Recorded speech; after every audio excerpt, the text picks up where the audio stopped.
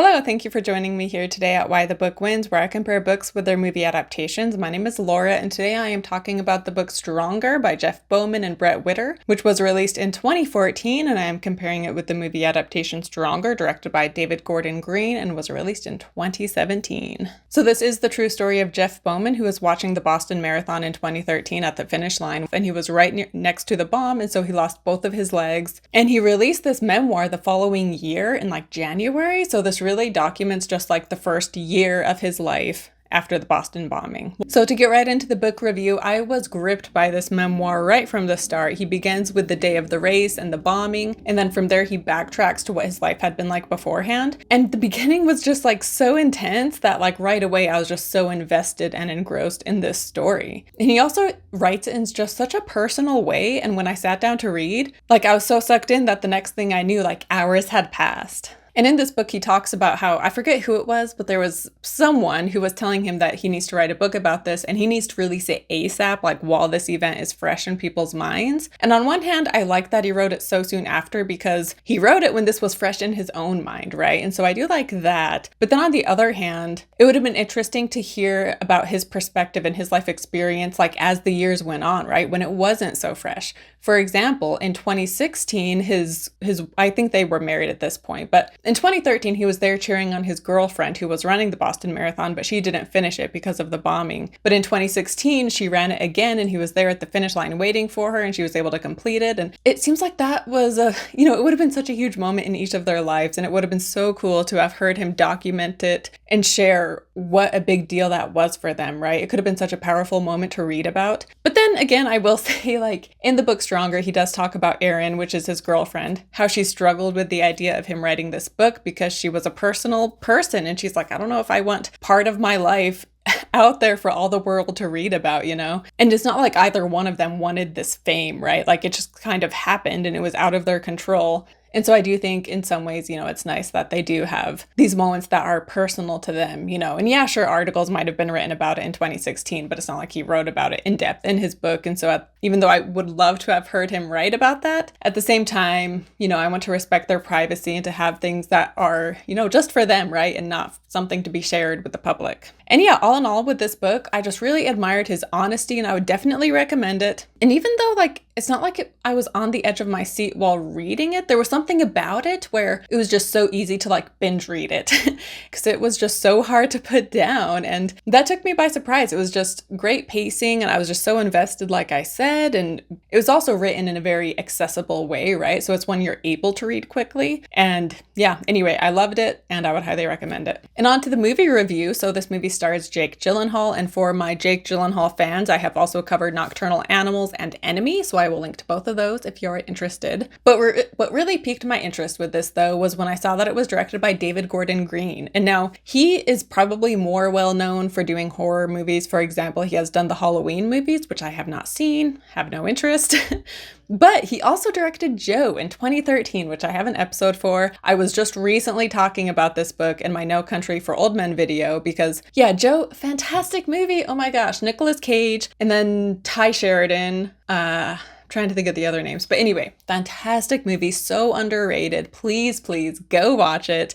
And so yeah, David Gordon Green directed Joe. And so when I saw he also directed Stronger, I was like, wow, he did one drama that I absolutely love. And so I was very curious to see what he does with this drama. And so that's what really got me to cover this. But anyway, so with this movie, it seems like there's a lot of scenes that are just kind of improvised. And Joe has that same vibe where I know it's not all improvised because there's lines like in Joe, for example, that came straight from the book, but the characters just say it so effortlessly. It feels improvised. But having said that, I know there are scenes where he just kind of lets them be in character and just talk. And so it just feels so real and so genuine and so sincere. And it doesn't even feel like they're acting. And that goes for the main characters as well as any side character, the smaller characters. His mom, for example, the woman who plays Patty, she was incredible. And yeah, just everybody just felt so real. And the book had me emotional at times, but I never actually cried. Whereas in the movie, there's one moment that it started the waterworks, and then from there on out, I was just crying so much during this movie. I also watched it by myself. When I watch movies with other people, I'm more reserved, but when I watch it by myself, I just let myself cry. And I haven't cried this much during a movie since probably The Silent Twins, which I saw that in theaters, and that was such an emotional experience, and it was like so draining because it was so emotional and so fantastic. And yeah, it was a very similar experience watching this one where it's just so powerful. So yeah, in case you can't tell, I highly recommend this movie. I highly recommend the book. And going forward, I'm now going to compare the two and get into the details, which means I will be getting into spoilers. So beginning with his life before losing his legs and the day of the bombing. So Jeff was 27 years old and he worked at the deli department in a Costco. And he and Erin had met like the year before the Boston Marathon. And they began dating, but they lived in different cities. And so at first he was just like so smitten with her, and he would get off work and then he would drive to where she lived, and the relationship was going really well. However, as things started, the freshness of it started to wear off, after work, he would just feel tired. And he was like, man, I'm just too tired to drive up there. Sorry, I can't make it. And then before long, it wasn't that he was too tired to see her. It's that he started to prioritize like going to the bar with his friends over seeing Erin. And so because he became less and less motivated to see her as time went on, they inevitably broke up. But he knew she was getting ready to run the 2013 Boston Marathon for charity, and she had this charity event that happened in like February or March. The marathon is in April. And he already knew she had this event going on, and he knew how important it was for her. So even though they weren't together anymore, he shows up with some of his like friends and family, and she's very touched by this, being like, whoa, like I didn't think you would be here. But he's like, yeah, I knew it was important for you, and so I wanted to show up and be here. And it is after this event that they officially start dating once again. Whereas in the movie, at the start, they are currently broken up, and she says how they like are in this routine of breaking up, getting back together, breaking up, getting back together. And so even though they are currently broken up, she just kind of assumes like we'll probably end up getting back together at some point. But the day of the race, they weren't actually together. And so she didn't expect him to be at the race because they weren't officially back together yet. But yeah, in the movie, so he shows up to the race by himself, whereas in the book, they were, in real life, they were officially back together again. And so because of that, he's there with some of her friends. And so he's with a group, whereas in the movie, it was just him. And yeah, in real life, the people he was with, some of them were also affected by the bombing, but none of them had it as badly as he did. But yeah, to get to the bombing. So in the movie, we see a guy like brush past Jeff while he's standing there holding his sign for Erin. And it seems, I think there's a scene where they might make eye contact, but that's like kind of it. And then the next thing you know, we see Erin running and the bomb is going off. Whereas in real life and in the book, so he notices this guy there at the race and they end up making eye contact. And the way he describes this guy is that he was all business. And so he stood out at the race because people are cheering and happy and, excited about the runners. And then he sees this guy who's just all business and very serious and just very intimidating looking. And so right away, Jeff is like, okay, that's weird. And then he looks away, and when he looks back again, he sees the guy had a backpack, and he sees the backpack on the ground. And he's like, what the heck? Like, something is weird. What's going on? And literally, like, seconds after he notices it, it explodes. And he remembers everything so clearly, and he remembers, like, being woken up after the explosion. He's lying on the ground, and he describes his legs and everything as being applesauce, which is such a gross visual. But so he wakes up, like, in his own blood, and he just is like, wow. Like, I'm gonna die. And he writes, I didn't want to die. No way, I wanted to live. But my body had been ripped apart. I was lying in a pool of my own blood, and when that happens, you die. There was nothing I could do about it. I was going to die, so I accepted it. I saw the good in my life. I was happy for the time I had. Maybe that doesn't make me a fighter. And maybe even though acceptance lasted only a second until Carlos lifted me up, that doesn't jibe with the no pain, no gain, work hard, play hard, never give up style of looking at the world. Maybe a true hero would have screamed hell no, but I'm not that guy. And so I just love his honesty throughout this book, like in that part right there where he is like, you know what? Yeah, like I wasn't a fighter and I just kind of accepted it, And so he is just so straightforward and vulnerable and honest, such as that part right there throughout this entire book. And so he was the first person to arrive at the hospital from the bombing. And then that photo of him with Carlos went viral. And that was like one of the first photos that all the news stations were using to show what happened. And so he and Carlos, the man in the cowboy hat who saved his life, the two of them like became famous because of this iconic photo. And he said in the book, he was like, people call it iconic, but it was horrifying, which I just think it's so fascinating how we glamorize and make these certain people, like Unbroken, for example, which I forget that guy's name now, but we idolize them and be like, wow, like they're heroes, but they don't feel like a hero, right? Like Jeff was called a hero, but he was like, why are they calling me a hero? Like I went through this horrible thing that was like horrifying and traumatic. Like I don't feel like a hero. And so it's just so interesting. And I'm not saying he's not a hero. I'm just saying how the people we idolize, oftentimes they don't feel the way we think they should feel, if that makes sense. But anyway, to talk about Erin, so in real life, she was at mile 25 when suddenly she just hit a wall of runners and she didn't know what had happened. And so she was like, wow, this race is poorly organized. And, we're trying to finish and so many people are finishing that we must be getting backed up. And then while she was like in this, word started coming back being like, about the bomb. And so she was able to like get out of the race and she had to walk 5 miles to get to a phone. So she ran 25 miles and then she had to walk another 5. And then she heard about Jeff and she went to the hospital. And so just the whole experience was exhausting for her. Obviously it was difficult for Jeff, but yeah, she like ran 25 miles, walked another 5, went to the hospital, and then she hadn't eaten. And so she was just kind of a mess too from everything that happened. Whereas in the movie, she does see the bomb explode because she's close enough to the finish line that she sees it happen. And then she goes to a bar to call family, and that's when she sees Jeff's photo on the TV. And yeah, the movie, which I'm kind of jumping ahead, but the movie definitely shows how what happens to Jeff doesn't just affect him, right? It affects like this whole circle of people in his life and all these people who had to change their life in order to help and support him.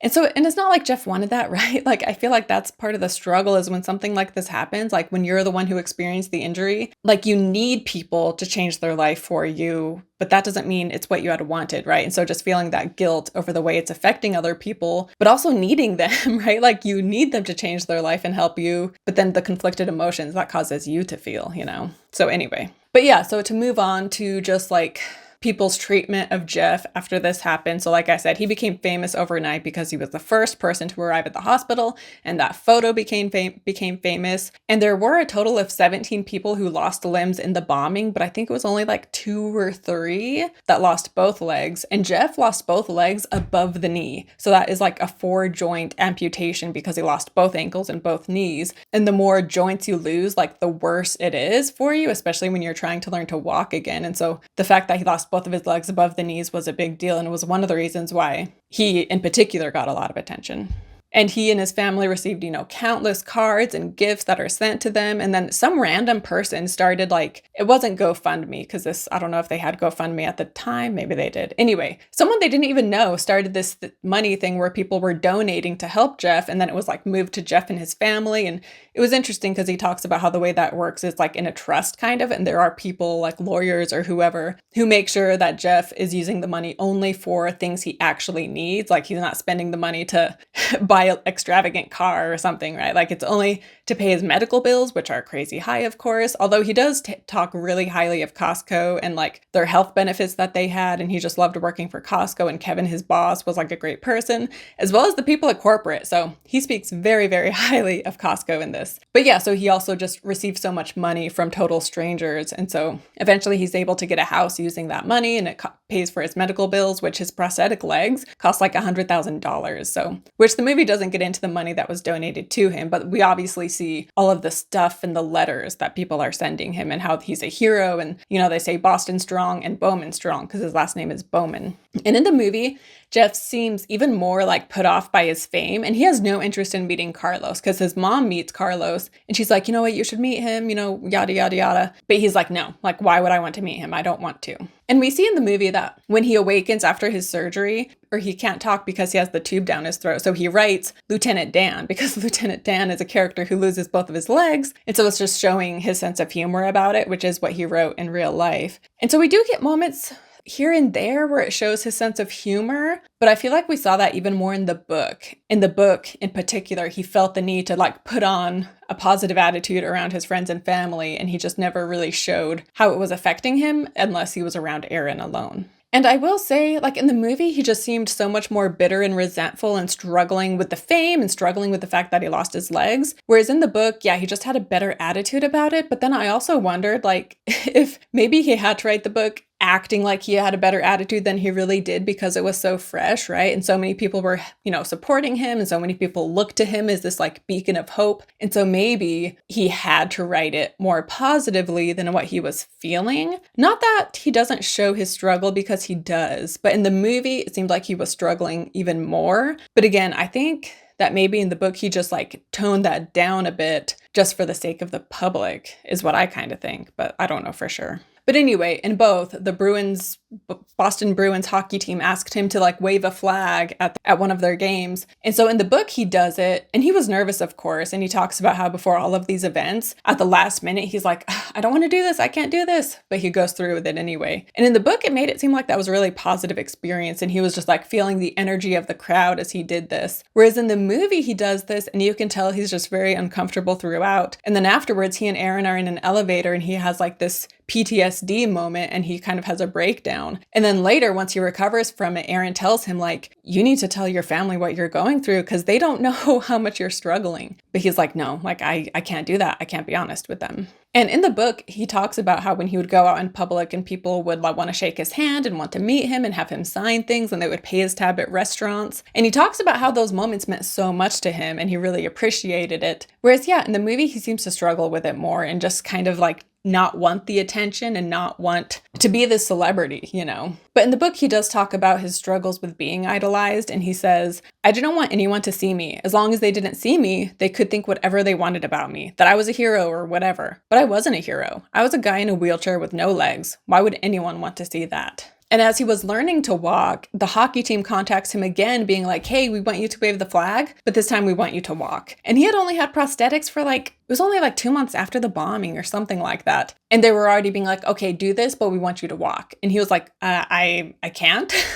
He was like, I can stand, but that's the best I can do right now. And so we do hear him talk about near the end of the book about how sometimes he felt like he was treated not as a human, but rather as a mascot. And then also throughout his recovery, as he was learning to walk, he just felt so much pressure on himself because the world was watching. And again, he was the symbol of hope and strength. And so this burden that was on him. And in the book, he writes, nothing makes you happier than a kid writing to say you are their hero. But it was also hard. People would write me and tell me, you are Boston strong, Jeff, or you are what makes the country great, or I know if you can make it through this, Jeff, that means we'll all be okay. But what if I didn't make it? What if I broke down? What if people saw how frustrated the little things made me? And like I said, in the movie, like throughout all of it, he is struggling and just resentful and bitter, and he doesn't like when people come up to him and want his picture taken and things. But then near the end, when he throws the pitch at Fenway Park, he's being wheeled out and a guy approaches him and he talks about how his brother had died in Iraq. And when he thinks about it, he feels so angry. But then he sees Jeff succeeding and how that gives him hope. And he's grateful for that because when he sees Jeff, he thinks of his own brother. And it is just such a great moment and definitely one of those things that got my tears going. And it's a great moment too because in the movie, this is when Jeff finally does appreciate the people sharing their stories and appreciates the fact that he is a sign of hope to others, right? And so he tells the guy, he's like, hey, can I shake your hand?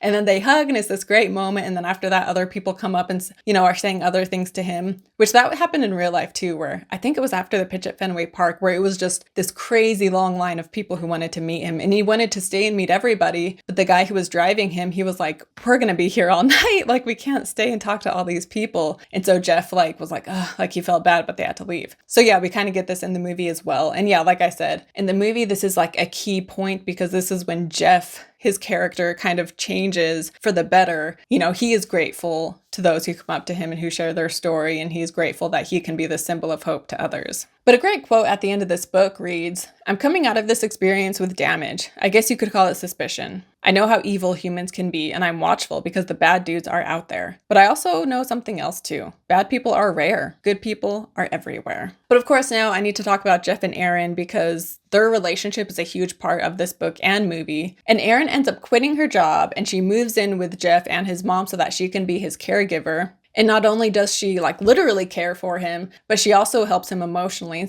And she stands up for him because Jeff has a hard time saying no to when people want him to do things. And so she'll stand up being like, hey, we can't push Jeff to do Oprah or to do whatever. He needs to just do what he wants to do and what he feels comfortable doing, and we shouldn't push him. And like I said, after the thing with the flag at the hockey game, in the movie, she tells him you need to tell your family about this, but he feels like he can't. And this is in the book too, where Erin is talking to her sister, I think. And she's like, he only gets mad at me. He's only mad around me. And he acknowledges where he's like, wow, yeah, I only show that side of myself to Erin. And so just the burden and the pressure that is put on her being her, having to deal with his negativity when no one else does, because around his own family and around other strangers and people, he has to put on the strong, supportive, face. And so it just, again, just the pressure it puts on Erin and the emotional toll it's taking on her. And we do see this in the movie too, where after they're leaving a rehab session, Patty, Jeff's mom, is like getting mad at Erin on something. And Erin kind of has, a breakdown where she's like, hey, where she talks about how this didn't just affect you, Jeff. This affected so many other people who know you, including myself, and how she's putting him above her own life. And then we have the scene in the movie where she tells him she's pregnant, and then they get into a fight because he's like, I can't care for a baby right now. And after this fight, she goes into the apartment to get her stuff and she leaves him in the car. And so while she's up in the apartment, he drags himself out of the car and is dragging himself in the parking lot, calling out to her. And then, he's at the door because he can't reach the door. And so he's like banging on the door, asking to be let in. And in this moment, we also get flashbacks to the bombing, which we didn't really see many scenes from it until this intense moment right here, where just the memories of the day of the bombing all come back to him as he is outside in this parking lot.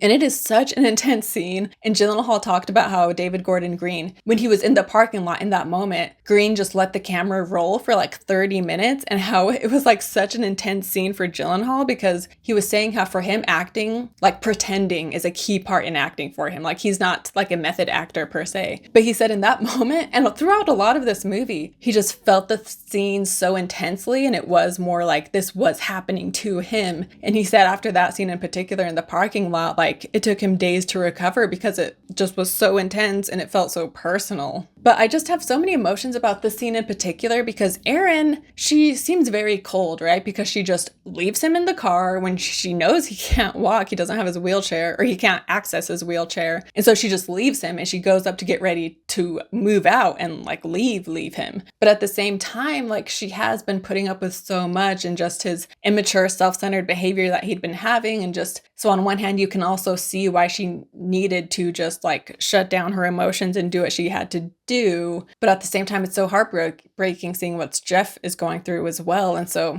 just such an intense scene, and just so heartbreaking all the way around. And while in real life, a scene, this didn't quite happen the way it's shown in the movie, but a similar scene in real life is when they were away from home and they went out, and Jeff got really drunk, and Erin had had a few drinks too. And so she wasn't comfortable driving home. And he was like, no, like I want to go home. And then they had this huge argument, and he like punched out the radio stereo and was yelling. And ultimately they don't go home. They stay at Erin's friend's house, but Erin's friend, her house has stairs. And so he talks about how one of the reasons he wanted to go home was because this house had stairs and he can't climb stairs. And so he ends the night, like dragging himself to get up to the stairs, and he can't do it. And so it ends again with such a heartbreaking line where he's like, the minute I saw that house, I knew I was going to end up crawling on the floor. And that is how his night ended, with him like crawling on the floor to get to the room he needed to sleep in, and just like how humiliating and difficult it was for him, right? But speaking of Erin's pregnancy, in the real life, like I said, he uses the money to buy a house for he and Erin because they were living with his mom, and it was very tight quarters, and his mom is an alcoholic and just is difficult to live with. And so they end up buying their own house, and it seems like it was after they bought their own house that she ended up being pregnant. So telling him about the pregnancy, in real life, they were at a better place in their relationship than they had been in the movie. But like I said, Erin ran the 2016 Boston Marathon, and Jeff was there for her, and they had the baby who was born in 2014. However, sadly, they did end up divorcing in 2017.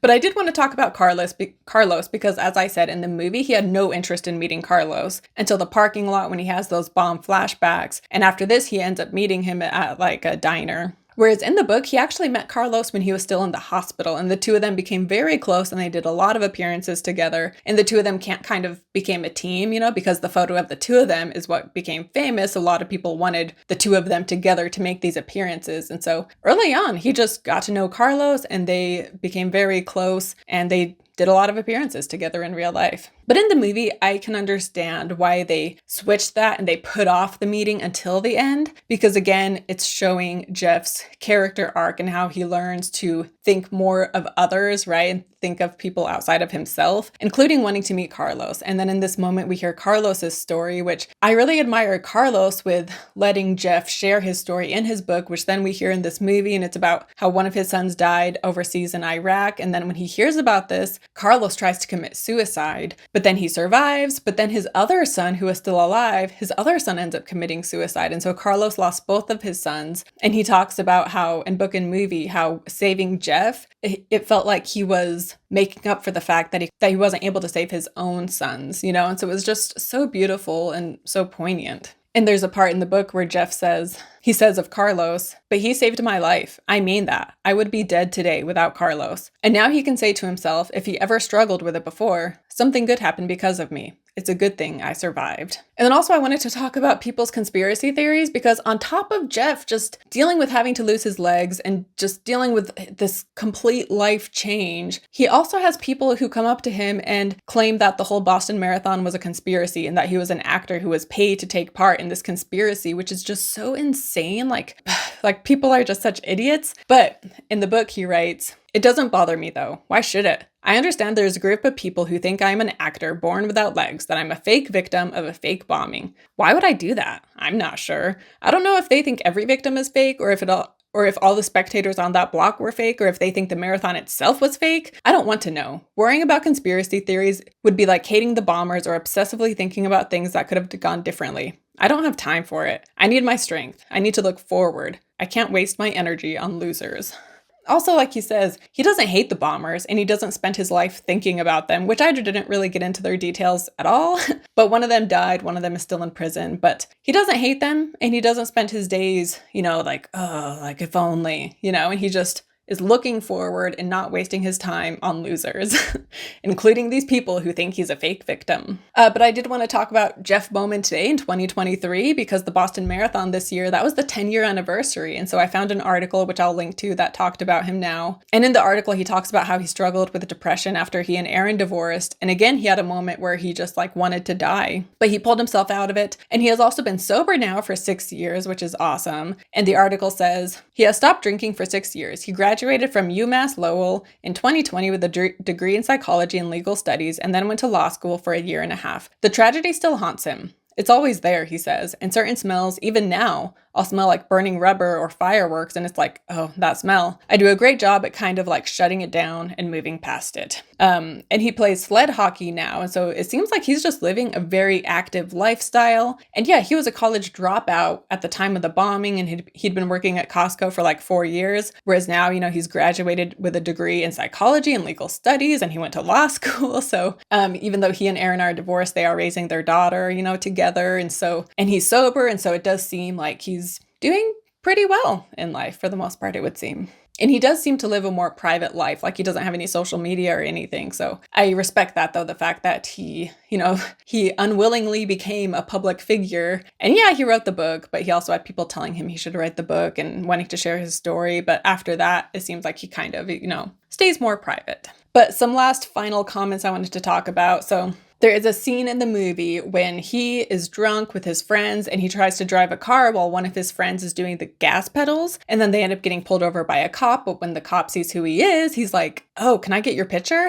And that did not happen in the book. That was exclusive to the movie. But like I said, we also see how the mom in book and movie struggles with alcoholism, and she'll be up at night reading these letters and, pounding on his door, drunkenly telling him what these letters are saying, and also telling him how you can't let the people down and you got to make these appearances. And she put a lot of pressure on him to, be in the public eye when that's not always what he wanted. And she also seems to have very complicated emotions towards his relationship with Erin. But I guess I'll try to wrap this up now and get to book versus movie. So this is such a tough one because the book, like I said, is just so personal and he's so open and vulnerable. And it also just flies by, like I said. You just sit down to read this and before you know it, hours have passed.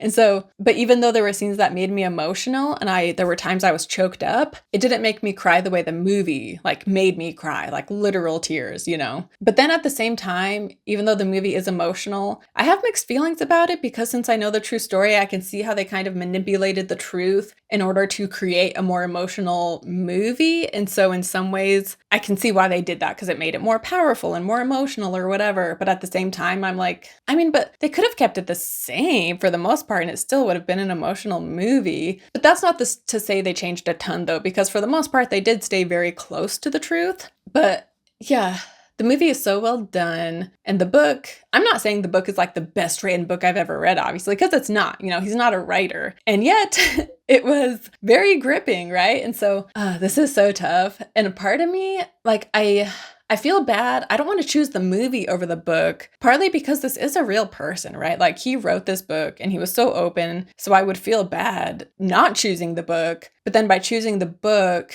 I don't know, the movie is just so good. The performances are impeccable and it's so well done, so powerful. Definitely you should watch it. But then you should read the book too. So honestly, for the first time ever, I'm going to say that this is a tie, and I refuse to pick which one is my favorite because I highly recommend both of them. And I just really appreciate Jeff Bauman sharing his story and putting it out there. And they made it into an amazing movie.